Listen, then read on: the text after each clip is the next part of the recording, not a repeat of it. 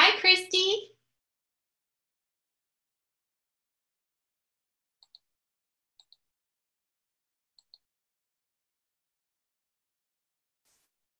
Hi there. Hi. Oh, look at you. You've got a mic and everything. Doing it right. Well, it's this big obnoxious thing hanging in my face, but yeah. God, it So sounds so much better. I need to get one. my husband is the better half of the Lunsford clan with the technology. So Is he an AV guy? no, he is involved in uh life safety science. So when there's a large fire in a casino or an office building, Keith is involved in architectural sales and design, and he's selling and creating products that you never want to see. So, because yeah, but it's fun. Like we go to the art museum and he's showing me this little pocket door that this 18-foot door comes out of with egress doors in it.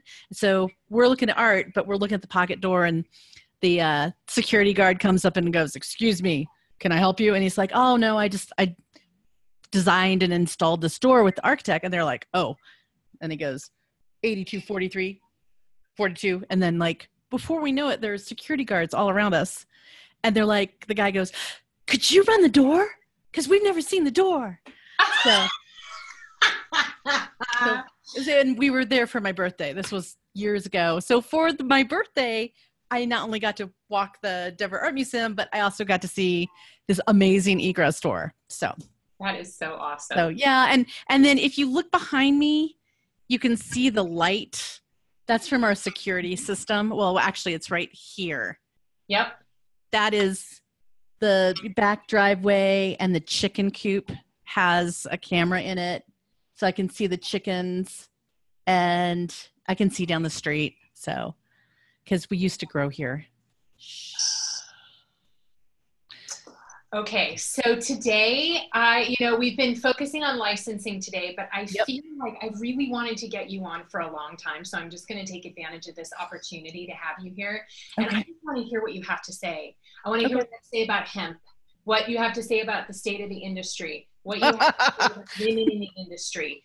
Because, you are a veteran of this industry. You've been around a long time. You were part of the original Women Grow movement, and you had a real intention to help women in this industry. I don't want to get into the Women Grow thing because I know it didn't turn out well, but it doesn't detract from the fact that you are one of the people that really wanted to make this happen for women in the industry. Sure. So I just really want to hear from you and what you want to say. So you've got the floor. I'll ask you the question about the making of the smartest person in the room. Jamie should be on anytime. I think she's got some questions for you. But I really just want to give you the floor because I think a lot of women coming into this industry could really benefit from hearing what you have to say. Okay. Well, why don't we start with licensing? Okay. Since that's what the PR was. And I saw that. I was like, wow, I could talk for an hour on licensing, but that's going to be a long, boring conversation. It's actually really interesting. So don't underestimate the fact that your information may seem boring to you, but to the rest of us, I'm like hanging on everyone's word today because. Okay, cool. I watched the dark-haired lady talking about investment. I don't know how many interviews you've done today. And then I just caught the end of the California lady with Tony. Yeah, that was awesome. So I just caught the end of that as well. So, but yeah, I think we just start with licensing, and then we can segue into some other things. I'm prepared to talk about anything. I also want to let you know that I resigned from the board of NCIA last week. You told me that when we talked. Okay, so if you can introduce me as a founding member of National Cannabis Industry Association, and we'll just leave it at that. Okay. So I'm going to introduce you as that and a veteran of the industry who has been pioneering the way for women for a long time. So we need to listen to what Christie has to say to us today. Okay, that's cool. And I can talk about being the only woman in the room. So as well. Yes. In the beginning, I was the only woman in the room, And I can tell you how thrilled I was when I looked across the room that first time and saw Deloise and Elise from Better Baked. And they had a table and they had infused products. They still have an infused license in the county of Denver. So I would love to give them a shout out. And yeah. And then there is nothing you can't ask me. Okay. So, and if I literally don't know the answer, I'll say, oh, I don't know that one. So I am prepared to talk about which states are legal, like forward-looking statements, maybe at the end, federal policy. I am not that caught up on hemp policy just yet.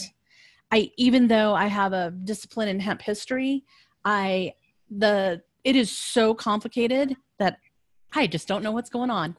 So if you wanted to have someone on to talk hemp policy that I would like to see on, you could ask me this.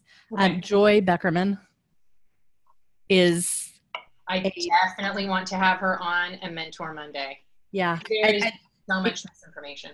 Yeah. If you ask me on camera, I would love to work on my relationship with her. So, because I've watched her and she is brilliant. Absolutely brilliant. So yeah. Hi, Lovey. Hi. My husband's giving me a massage. Well, don't stop on our account. Oh my God, it was amazing. How's it going, Christy? It's good. How are you? Good. I'm amazing. I'm having such a great week. I'm so glad. I haven't been on Facebook much in the last 5 months, but okay. I did see that you're killing it. So, and especially the last week, I've been popping on a little bit more because I have to do it to be in business, but yeah, kudos. Yeah, no, I saw your testify. Yeah. It's how I built my network, Yeah. Like it's just hard for me to take a break from it, which is sometimes I want a break. Well, it's how I built my network too. And it's hard to not be on it. So, but it was good. It was a good 5 month little, like I post like maybe here or there, but yeah. I love buffer. I get it. How's your shoulders? Oh my gosh. All of my, like, just everything goes in there, like I just get like really like tense and things are stressful right now. And it's only because Michigan's about to blow. And a lot has happened this week. Like autism was a qualifying condition. My son is autistic, so that was huge. Congratulations. Thank you. Grand Rapids, which is the biggest town close to me, is opting in, and it's a matter of how they're going to opt in. I've been involved in that whole movement. And then today they finally issued like licensing, like the first 4 licenses. Well, great. 7 licenses for the industry. So it's just like, finally, things are moving. So It's been a just overwhelming week in a good way. Yeah. Well, pacing yourself is incredibly important, and you have worked so hard and the benefit doesn't stop with you and your family. It's a whole community, and people take notice when you show up and testify, because women are the leaders in medicine. We choose what medicines, and we also choose what intoxicants our families use. So, right. And your ripple is a big ripple. So stand tall and be proud. Yeah. City Council. Yeah. I know. Like, I don't think I'll ever do like a state seat, but like maybe a municipality would be like, because I feel like that's pretty effective. Like, oh my gosh, the mayor of Grand Rapids is impressive. Like, I just want to just be her best friend. Aww. Like, she's 42, and just her, because she was on the top 50 most influential with me, and I read her bio, and I'm like, oh my God, she has done so much. And she's trying to advance women and just she's amazing. I was just that meeting was the best meeting I've ever seen done municipality. Good. So let me get some water really quick. Okay. Just an FYI, we had a tight scheduling, so I'm going to have to go at about 5 minutes till. So we'll just have to cut it short by just a few minutes. But Christie, I suspect we'll want to get you back on a Mentor Monday. Okay. Okay. Okay.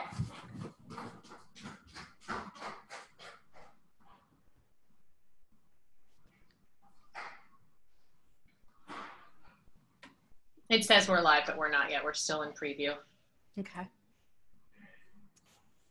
I will do a quick Facebook post. You've come back with a bang after having been off Facebook for a while. I'm noticing a lot of your stuff popping up. Really? Mm-hmm. I really haven't posted very much. You're just getting everything. Going on live.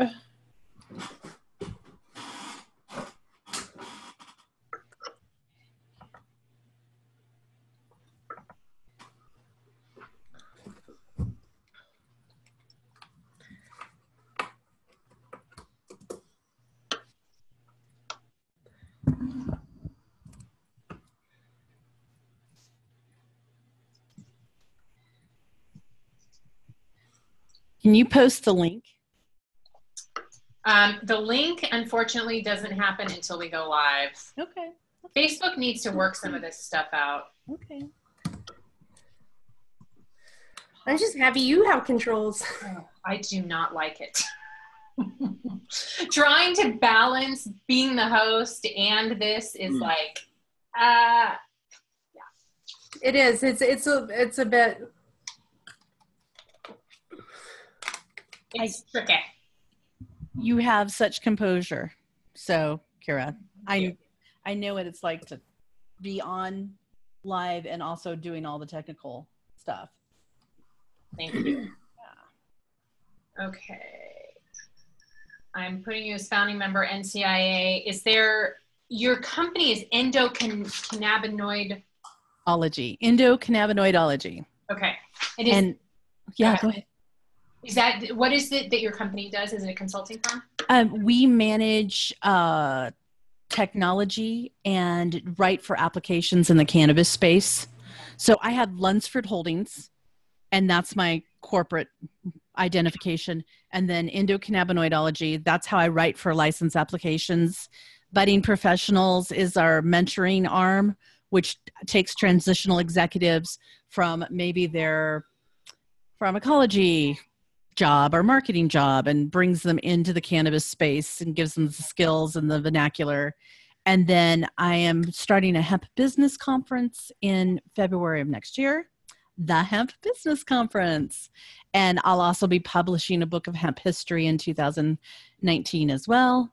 And I think that we're just going to stop right there because okay, I'm going to let you give your background because it's really varied and impressive, and I don't want to misstate anything or leave anything out. Sure. Okay. All right. All right.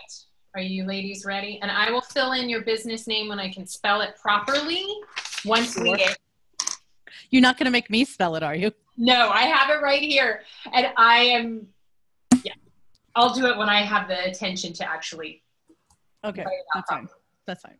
Because I guarantee I will misspell it if I do not. Okay. All right, ladies, are we ready? Yeah. Okay, we're going to go live now.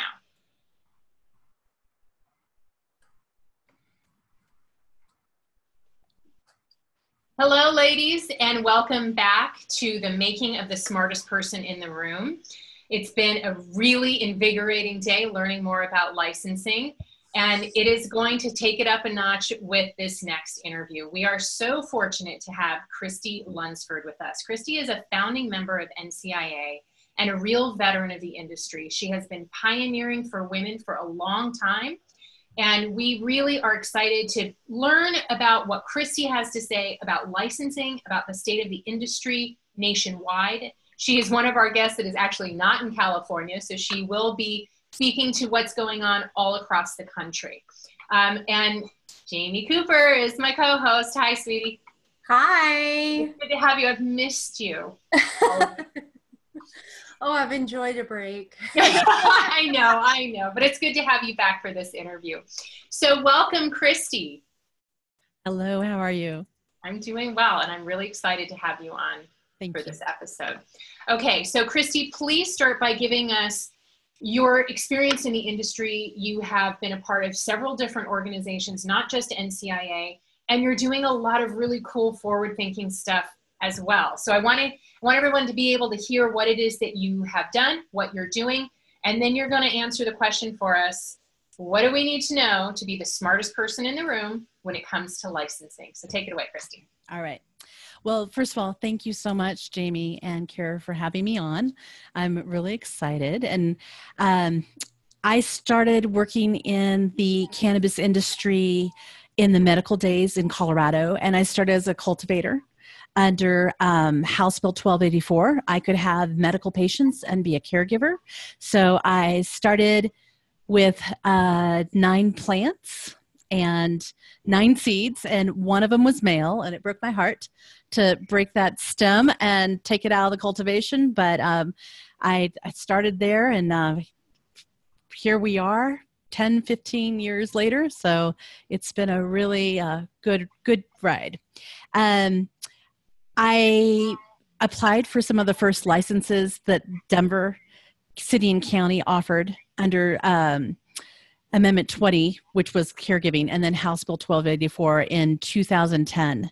And I had a cultivation and manufacturing product that was called Cannabis Magic with a lovely herbalist friend of mine. And we focused specifically on topicals, tinctures, and teas. We had great success with our product line, specifically in units sold and how many patients we were helping at the time. The one thing I forgot to do is shut off my phone. But because I could not acquire a bank account, I could not get a sticky investor to give me the $300,000 I needed to finish my cultivation and manufacturing facility. So I became very passionate about the lack of banking for the cannabis industry, and I met Aaron Smith, the executive director of National Cannabis Industry Association, and became a founding member of NCIA, specifically to work on banking, but also 280E, which plagues our industry excessively because cannabis businesses that are direct to the plant are basically taxed at a rate that significantly impairs their ability to be profitable and to take care of their employees. And honestly, I think it also affects compliance as well. So the brief history there is I ended up selling some formulations to a company called Dixie Elixirs and Edibles, and became their botanical director for a short time, and then became their media and marketing relations director, which essentially was bud tender training for the cannabis industry when no one was doing bud tender training. And we were incredibly blessed to have an amazing science team in Tamar Wise and Darwin Millard, who basically gave me the science, which I then took to an 8th grade reading level, and we disseminated to bud tenders. So they really understood how infused products and how ingestibles and smoked products were used and accepted by your body's endocannabinoid system. So fast forward to 2014, I left Dixie Elixirs and started a company called Endocannabinoidology. And we do application writing in emerging states.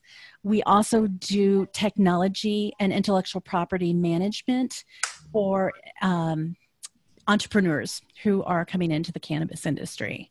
So, and under that company, I have had the pain and distinct pleasure to write for several applications in emerging states, and fortunately have won quite a few for my clients. Right on. So Christie, I almost, when I was writing up your little bio, wrote next to you, OG, because listen, I didn't even know the part about the Dixie Elixirs. And when I met you at MJ Biz in DC a year and a half ago, you were with a different company that you didn't even mention here, right? Right. And so, yes, I did do an 18-month stint at Promex Grow, which is an LED lighting technology company.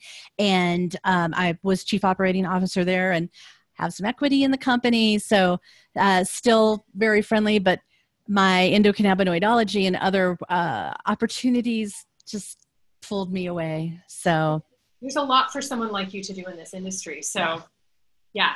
Yeah. Okay. So with all of this incredible knowledge to pull from and all of the experience you've had over what, has it been almost 20 years you've been in this No. industry? I always say I've been in cannabis for 10 years that I'll talk about. Okay. So. All right. Good enough. For the last 10 years, what is it that you want to share with us that will help us to become the smartest person in the room? Well, I have been giving this a great deal of thought, and the gentleman who had the guts to lease me my first commercial space was third generation Denver real estate wealth. And the one thing he said to me is, he said, if you're the smartest person in the room, you're in the wrong room. So I've always sought to surround myself with experts who are passionate about what they're doing, whether it's the cannabis activist who is on the street corner with a sign, like that person has some great intelligence. And just because I'm an executive in the cannabis space doesn't mean that I can't listen to that person and gain their intelligence, which has served me incredibly well. So being very humble about where the intelligence comes from. And also when I'm in a room, I will look around and I'm actually quite shy, but I love watching people and see how they interact with each other and reading their body language. Generally, you can target the 3 smartest people in the room by how they're interacting with other people. So I like to say how you make it matters, how your success comes from matters, and how you treat people matter. And you can gain intelligence from people who are book smart, but also people who are street smart. And I think the thing that has made me the most successful in my work is I'm not afraid to do every single job. I started as a cultivator. I've manufactured products from topicals to tinctures to sodas. I understand infused products and quality assurance, and then tracking that product from basically when the ingredients, let's take a salve. When the ingredient gets to the warehouse, the beeswax, do I know where that beeswax came from? Am I friends with the vendor? And then tracking that beeswax through the manufacturing process in this humble little cannabis salve to ensure quality assurance on the consumer side. So the intelligence of understanding every single step in the manufacturing process, or being the person who has done a variety of jobs, like I think that has helped me become one of the smartest people in the room. When you started in cultivation, you moved to manufacturing. Mm-hmm. When you were in cultivation, did you think this is what I want to do? This is it. Or were you looking at, I'm going to really integrate myself into this industry and learn as much as I can? I started in cultivation and then had our first and only child while I was cultivating, and it served my family so well.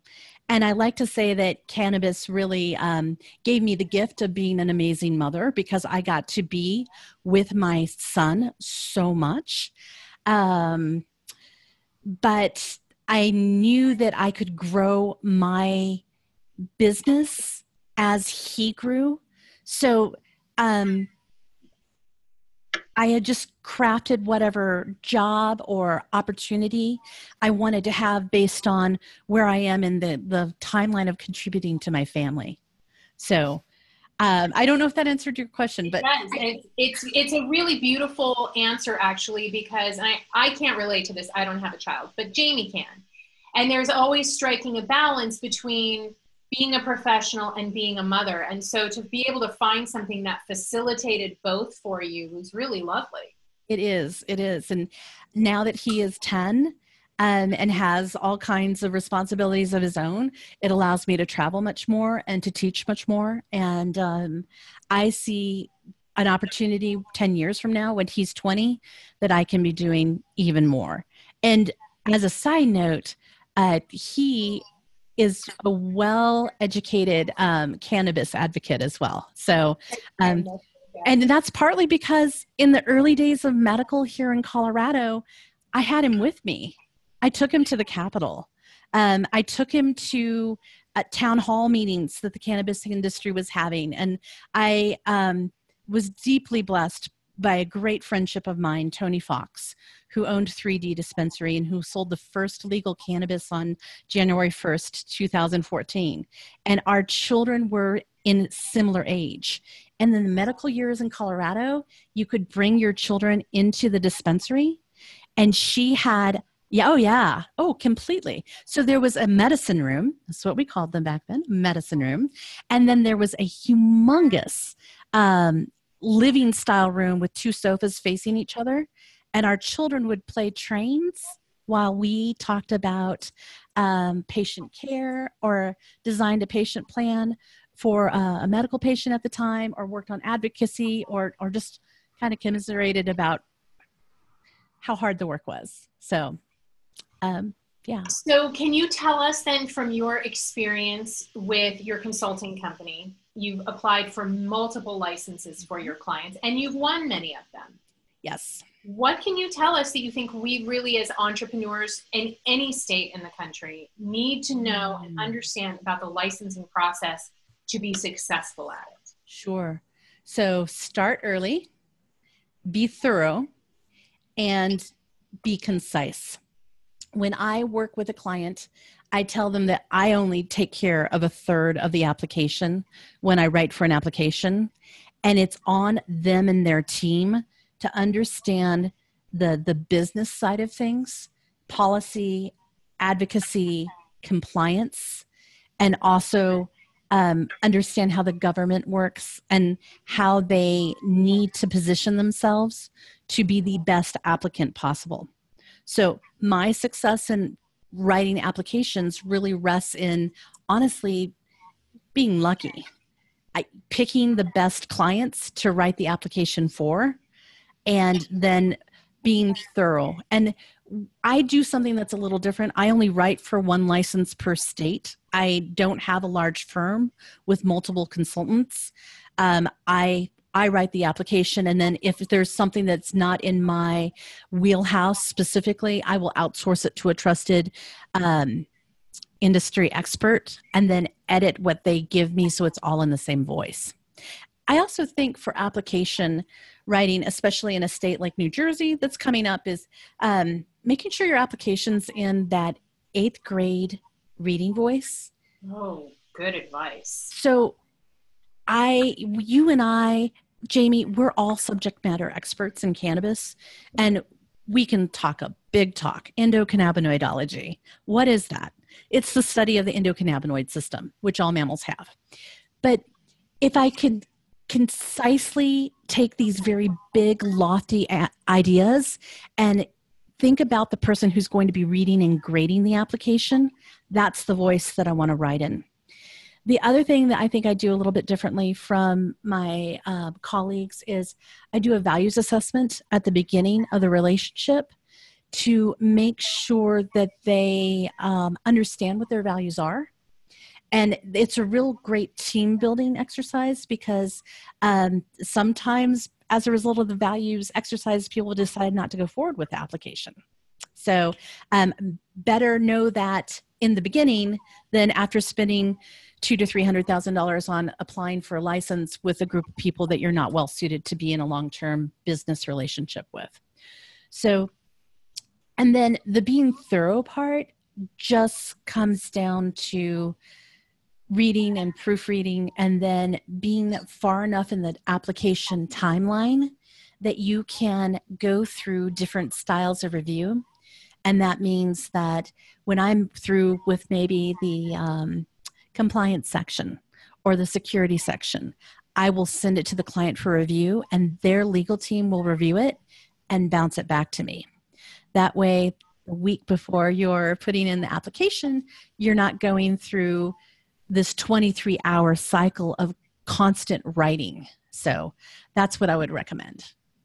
And what are some of the pitfalls that you've seen? Why licenses haven't gotten through?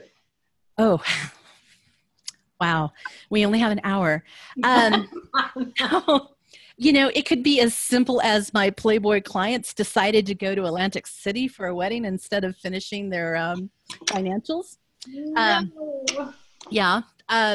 That was sad. So sad. They paid me. I don't think they understand like the effort that it takes to turn in a really good application. So on the spectrum, that kind of thing actually happens.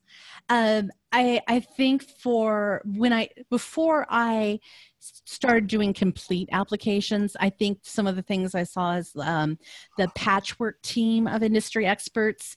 I was hired to write an application, just the manufacturing part.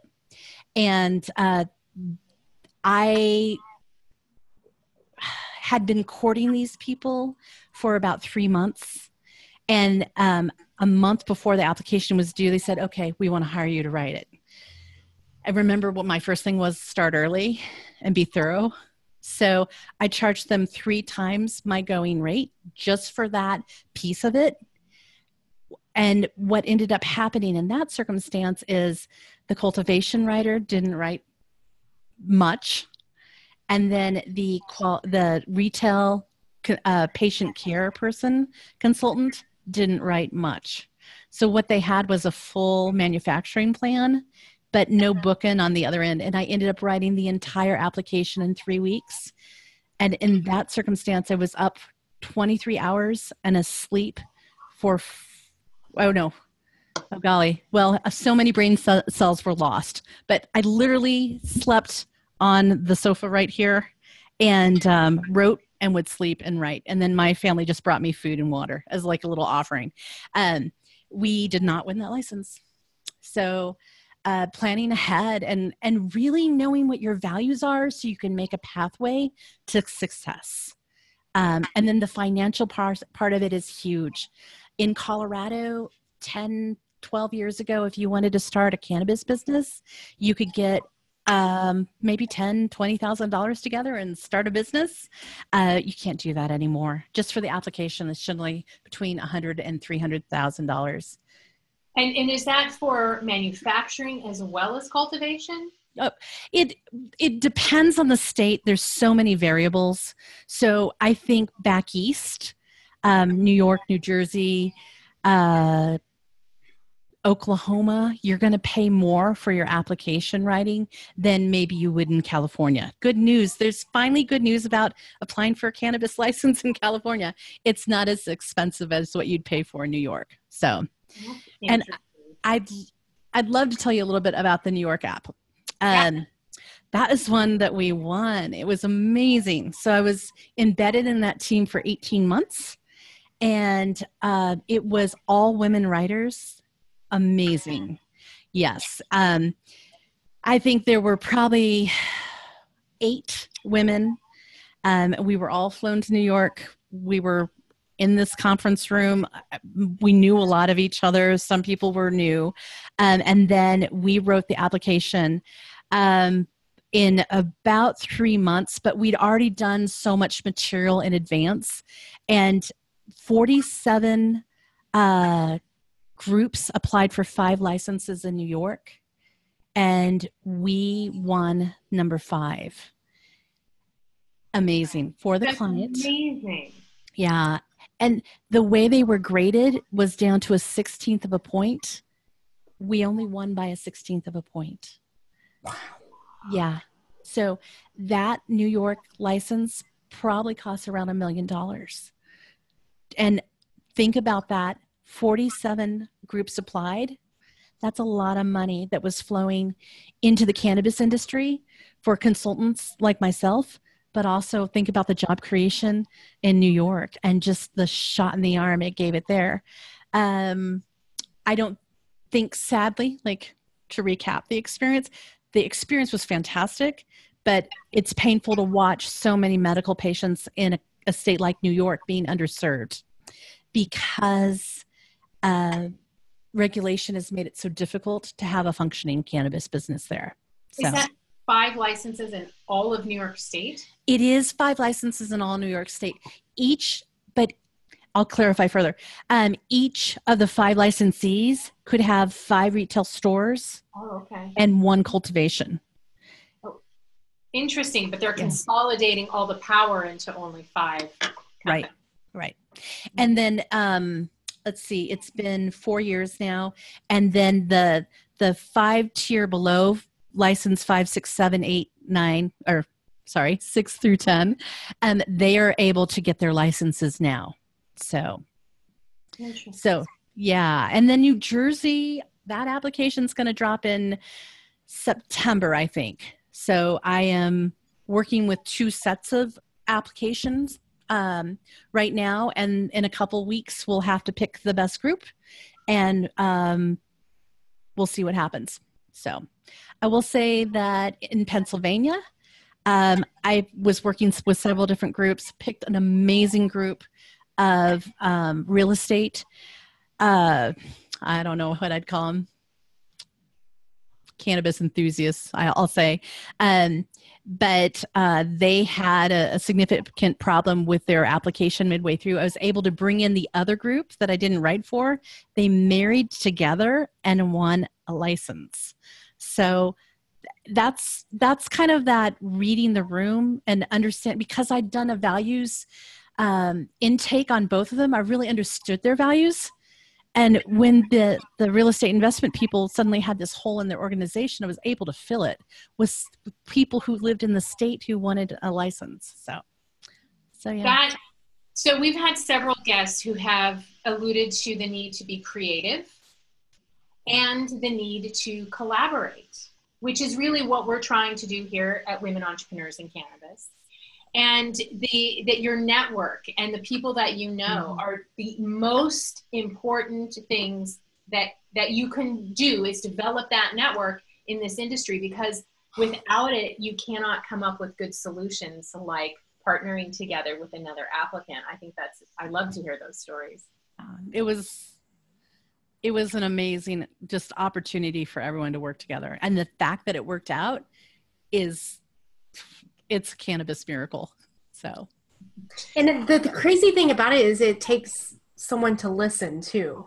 Like, it takes a lot of time, you sitting down and listening to people and figuring out what their needs are, their wants, what kind of connections do they have. And, and I don't know if everyone is patient like us, like sitting down and listening to so many people. But, like you said, when I started in this industry, I was like throwing myself at Michigan Normal going, like, what can I do for free? I was collecting signatures on the streets and getting cussed at, and so it's just really a changed conversation. And now, like, when you've built in that aspect from the bottom like that, I can only imagine the connections that you have, Christie.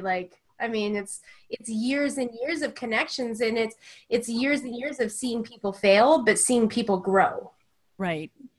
And I love talking about failure. If you go to my professional Facebook page, I have a lot of articles about learning from failure and how failure is a form of success.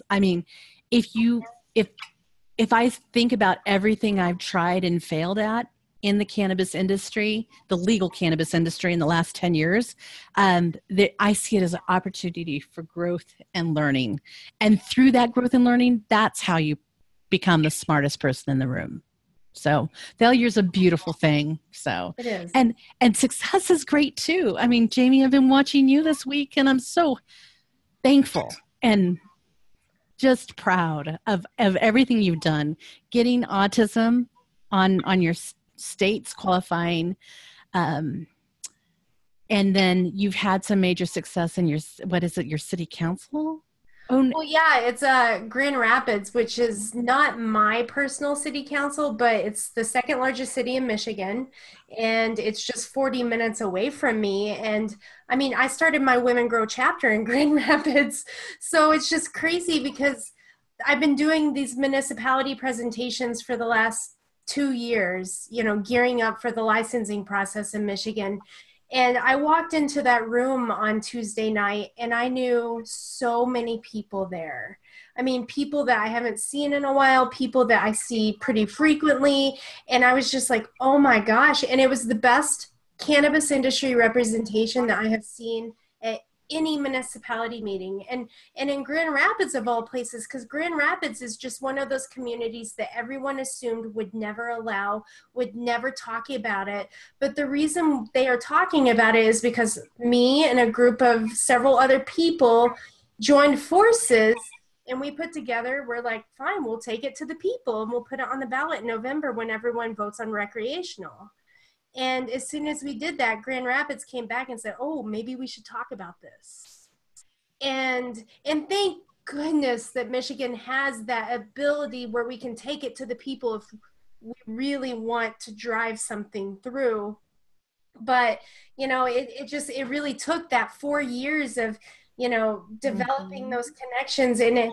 And the way I have seen the conversation change in 4 years is just mind blowing. 4 years ago, I was almost like scared to tell people what I did. And now every time I do, it's nothing but positive.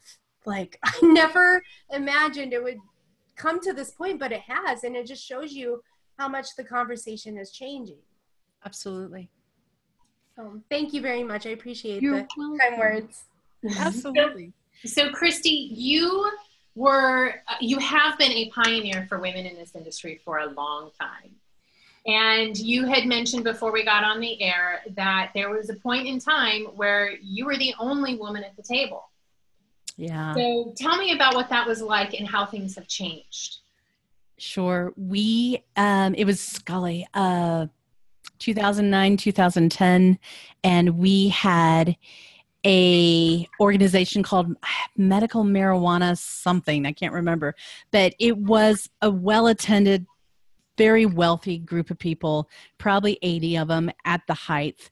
And we were meeting in this private room in a hotel. And I remember, you know, there was a bar and there were past hors d'oeuvres. And I remember being literally the only woman in the room. And I went to the far corner of the room and stood with my back against the wall and watched these gentlemen talk and listened to them. And then the next month, I came again and then again. And then they started having them every week. And, you know, I slowly got out of my shell and walked around and started meeting people and developing that network. But I remember the first time I saw another woman there and was so thankful and happy. It was Deloise and Elise from Better Baked.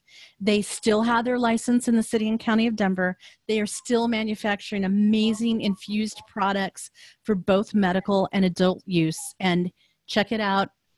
Friends in California, if you want to see some women who have put their heart and soul in what they're created and really had devotion to being compliant and also had an eye to quality assurance and what's always coming next, check out Better Baked here in Colorado. So, but yeah, that was an amazing moment. And I remember walking over and just being so thankful and grateful that I was no longer the only chick in the room. So, and how have things changed? How have things changed?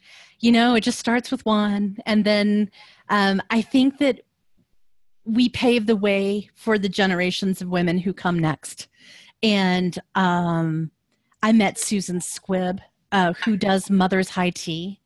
And Mother's High Tea is the longest running celebration of women in advocacy, culture, and business in the cannabis industry.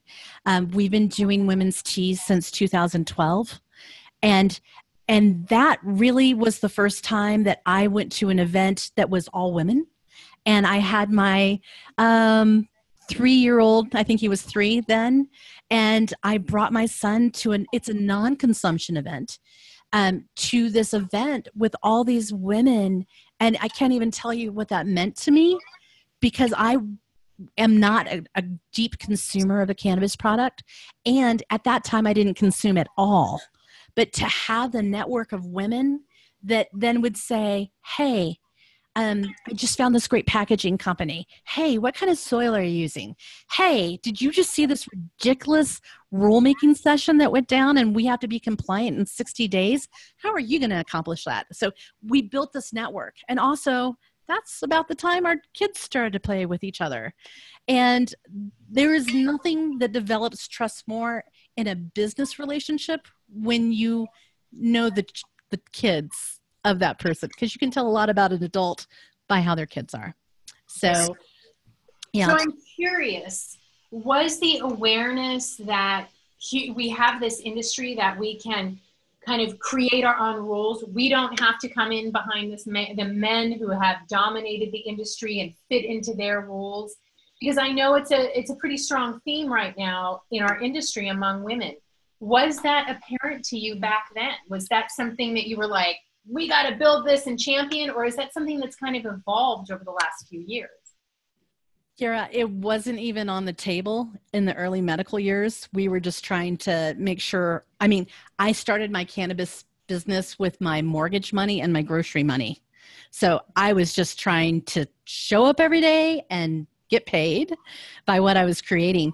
I think around 2013 is really when that conversation started to happen. And oddly enough, for me, a man started it. It was in 2011. I was in San Francisco at the very first marijuana investment conference that MJ Business actually bought and became MJ BizCon.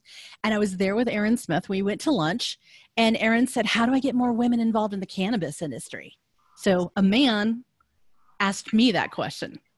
I was too focused on what was right up in front of me to think about it. And when he asked me that, I thought to myself, oh, there's an opportunity for more women to come into the industry. How do we do that? And so we took the loose network of female professionals that were NCIA members, and we had the Women's Cannabis Network, which was similar to Normal. Normal's a little bit more consumer driven, but we were an advocacy and fundraising arm for NCIA. But it was a great way to have the backbone that really, I know, not I think, but I know jump-started the opportunities that we have for cannabis women. And if you go into the back of the Women Grow Facebook page, you will see that it's the Women Cannabis Network. We gave them the Facebook page so they could start that company. Wow. So, ladies, everyone in this group has a debt of gratitude to that group for getting it started. Thank you, Christie. Sure. I knew there was something magical in there. I just hadn't pulled it out yet, but I knew you were pivotal in this movement. So thank you for being one of our original pioneers. Sure. I didn't realize I was being a pioneer at the time. I was just doing something I loved, and I was just what I'm doing today. I'm doing something I love.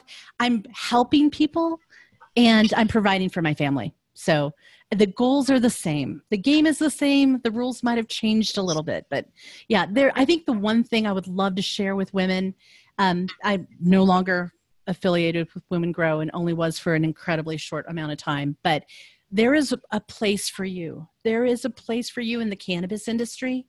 And if you just want to work 4 hours a week, or if you want to throw all in and be the 60-hour-a-week C-level executive who's running a big cannabis company, you can make it happen. It's not a male versus female thing.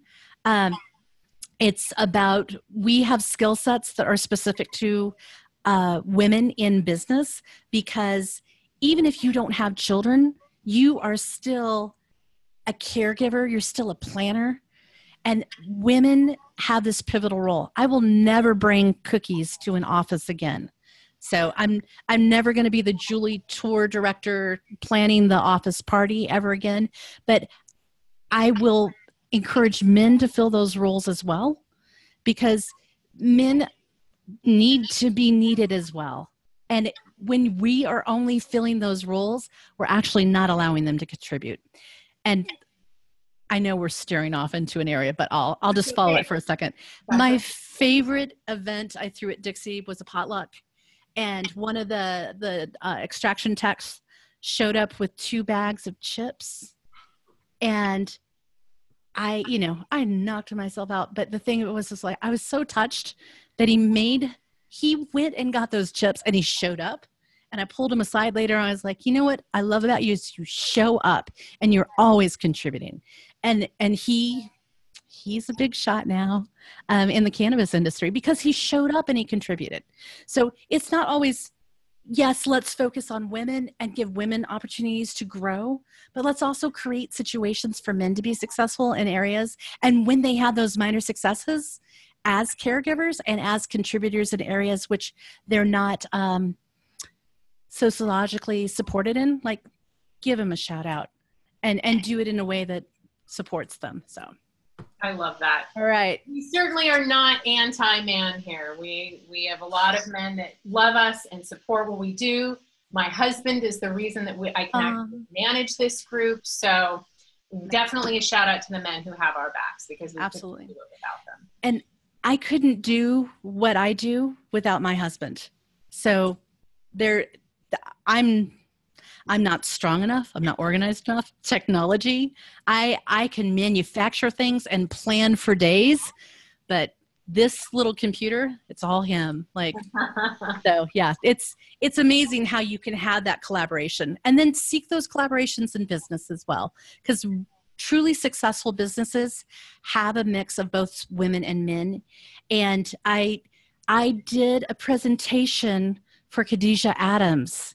We had on this week. Yes. And right when she came in, I did a presentation for one of her mini investment conferences. And it was about how companies outside of marijuana that have, 2 or more female executives at the C-suite generally have, have a significant increase in profits over a 5-year period. And I have this beautifully cited, and it was shocking to me because there at that time were very few women in the C-level. So, and when you get there, what do? That's an interesting question as well. Maybe you're the smartest person in the room, maybe not. But when you get into that conference room, I was part of the collaboration with a company called Medical Marijuana, MJNA. Don't invest. It's okay. Thank you. I love it. And Dixie had a collaboration with them. And we went into this conference room that I'd never been in. And I had, where do you sit? Well, I actually sat at the head of the table. And this was, again, it was in 2012. And I did it without any reservation because I knew that I was qualified to lead that conversation because the men who were managers who managed me didn't have the cannabis intelligence to lead the conversation. So, and when they came in, they didn't bat an eye. They just sat around me. So it was a good day. Some of the advice that we've gotten this week is to own your knowledge, show up with the confidence you've never been given permission to demonstrate. And my last interview, Tony Forge said, boss up. Boss up. Yeah. Boss up. I like that. I do too. I also like the concept of managing your manager. And that is like doing the things for them or managing your client. Like I know what the client's needs are before they do. But let's say that you're the packaging person in a manufacturing company or a bud tender who's only been at a store for 3 months. You understand the rhythm of business. You can get ahead and make things easier for your manager just by saying, hey, I know Valentine's is coming up in 2 months. Wouldn't it be cool if we had this little heart sticker we put on for a week for the Valentine's? Wouldn't that be cool? Like, oh, interesting idea. Or the bud tender. Wouldn't it be cool if we did this little heart-shaped display? How can you add? And those were both marketing ideas, but they could be a compliance idea. Or, how can you manage your manager? How can you contribute in ways that create income for the company without costing a lot of money? Because there's a rhythm to this business, and I paying attention, standing in the back of the room, watching the flow, and gleaning information in not only a verbal form when you talk to people, but watching the business as well. I often go back to the interview that Jamie and I did with Lele Dubois of Humboldt Grace. And she said something that has just been burned into my brain, which is when you embrace the mother, meaning the cannabis plant, she will imbue you with the creativity to really launch new ideas. And the wonderful thing about the cannabis industry is that it's full of new ideas. And, you know, when you really work with the plant and you get into the right kind of mindset with it, it's limitless, the ideas that you can come up with and the creativity in what kind of company you're going to have, how you're going to contribute to the company that you work for. And I just, over and over again, I hear people coming back in these interviews to this creativity. And you really, when you tap into what this plant has to offer, your mind will go places that you never knew it could go before. So I just love to yet again hear that idea reinforced. So we don't have a whole lot of time left. So I want to get to one more important thing that you're doing. Sure. And you're going to be launching a hemp conference. I am. So I have been working in the hemp industry as well. It's all cannabis. And I wrote a hemp history for the Hemp Connoisseur magazine. And, you know, when I was at Dixie, we launched the first CBD product line in 2012. So I really have a passion for the plant hemp as well. And I've seen the amazing things that CBD as a standalone constituent can do, even though I'm a whole plant person. So I'm really interested in, I had this moment about 2 years ago where I sat down and there was a lull in my business. And I was like, what do I know today that I didn't know 10 years ago? What has the last 10 years of working in the cannabis industry taught me that I can use in the next 10 years? And I sat there and I thought about all the trials and tribulations and failures and successes and all the people that we've helped. And I thought to myself, how can I take these things and use them to build my business? And it came to me and I thought, you know, hemp is just getting started. And I have all this cannabis intelligence and I love education. Why shouldn't I do a hemp business conference? So I did a survey of all the education in the industry, and the niche that I am well suited towards is B2B. So it's going to be in February, the 19th and 20th of next year, 2019 in Denver, Colorado, and it's the Hemp Biz Conference. And the exciting thing is I've been able to go to Kentucky this summer and see the hemp plantings. I'm on the board of the Colorado Hemp Industry Association, so I'm able to use all that regulatory experience that we had, creating some hopefully good laws to support and ensure good quality product for marijuana. We're doing that, but it's a regulation light because hemp needs to be governed like millet or potatoes. Hemp products are not cannabis, they're not marijuana, and CBD is not THC. And I would say that now my advocacy is all about being in meetings with attorneys and saying, wait, hemp is like millet. Hemp is not like marijuana. So there's a strong advocacy arm to support and build with common sense regulation. But I'm really excited. You know, I love education, and I don't have to be the one on the stage in order to serve my community. But the feedback from the farmers and the hemp plant plastic manufacturers and the fiber guy in Nebraska who's making hemp fabric, it's amazing. And then, you know, cannabis for life. What can I say?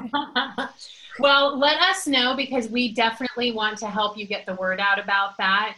We have a lot of women in our group who are involved in the hemp industry, and I think they'd be very interested to know about it. Oh, I have actually a great idea.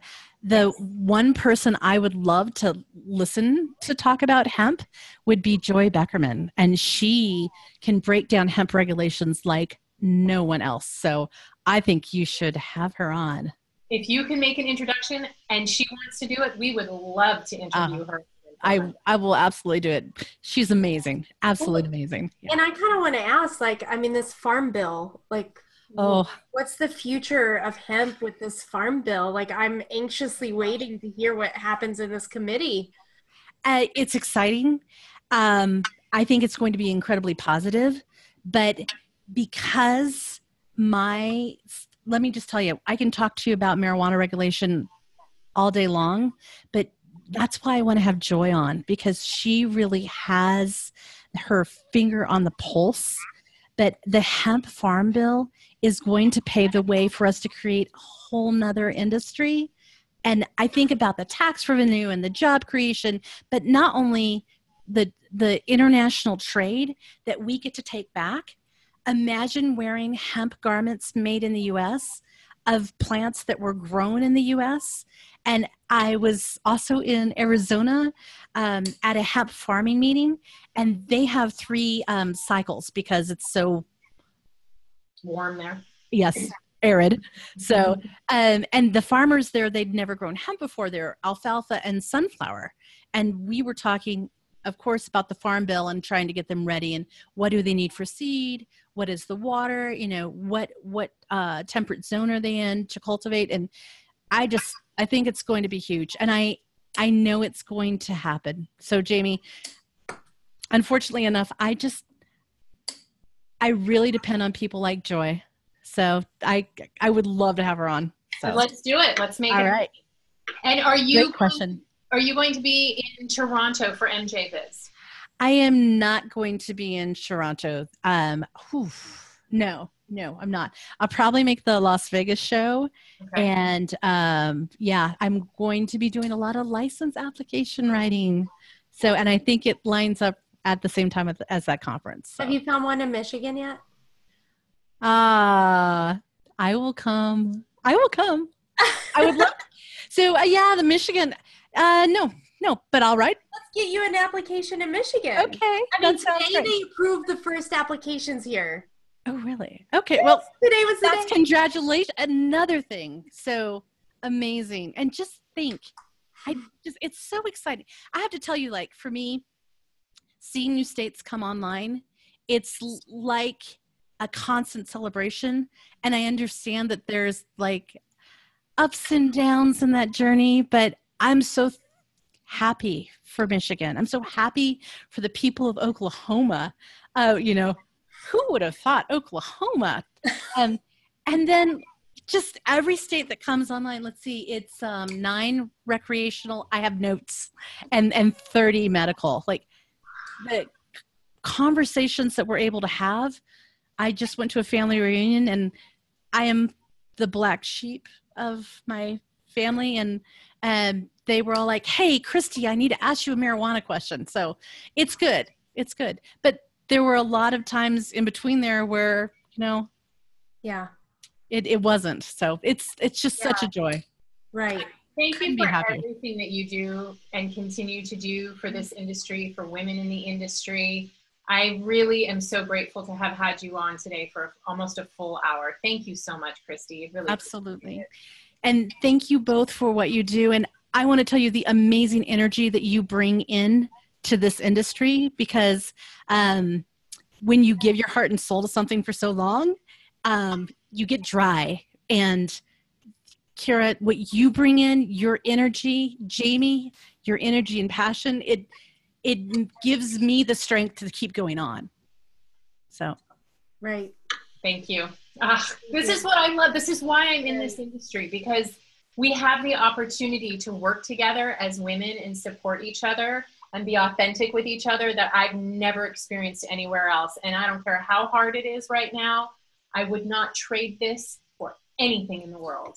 I love it. I love it. And I love that I get to spend my afternoon talking with women like you. So thank you so much. My pleasure. Thank you so much for jumping on and joining me in this call with Christie. And ladies, we have one more interview coming up today with Amy Margolis. She is an attorney in California, and she's going to be talking about some of the challenges that she has experienced with licensing. So definitely tune in for that conversation. Again, thank you so much to Christie Lunsford. Thank you to Jamie. Thank you, ladies. And we will see you in our next episode of The Making of the Smartest Person in the Room. Bye. Bye.